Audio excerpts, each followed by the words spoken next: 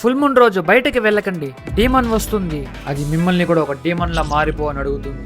మీరు నో చెప్పారంటే మీ తలని వేరు చేసి తీసుకొని వెళ్ళి ఒక పెద్ద చెట్టు కొమ్మకి కడుతుంది.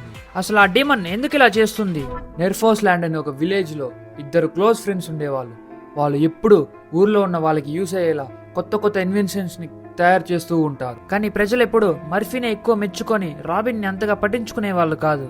మర్ఫీతో సమానంగా పనిచేసిన అతను నల్లవాడని రాబిన్ ని అందరూ తక్కువగా చూస్తున్నారని చాలా బాధపడేవాడు. ఎలాగైనా తన టాలెంట్ ని ప్రూవ్ చేసుకోవాలని రాబిన్ తక్కువ పెట్రోల్ కి చాలా దూరం మైలేజ్ ఇచ్చే ఇంజిన్ ని రెడీ చేశాడు. మర్ఫీ ఆ ఇంజిన్ ని చూసి చెడు బుద్ధితో అతనే తయారు చేశాడని జనంతో చెప్పి పాపం రాబిన్ కి ద్రోహం చేశాడు.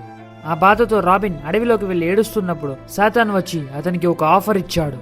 నిన్ను మోసం చేసిన ఈ మనుషులపై ఒక డీమన్ లా మారి నీ పగని తీర్చుకో. ఒకవేళ ఎవరైనా డీమన్ లా మారుతానంటే వాళ్ళని కూడా మార్చే అని చెప్పాడు.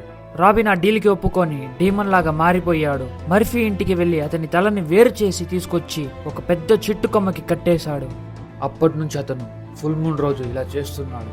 మీ దగ్గరకు వచ్చి డీమన్ లాగా మారుతావా అని అడిగితే వెంటనే మన ఛానల్ని సబ్స్క్రైబ్ చేసి నాకు కమెంట్ చేసి చెప్పండి. నేను నా సోల్జర్స్ని తీసుకొచ్చి అతన్ని అంతం చేస్తాను.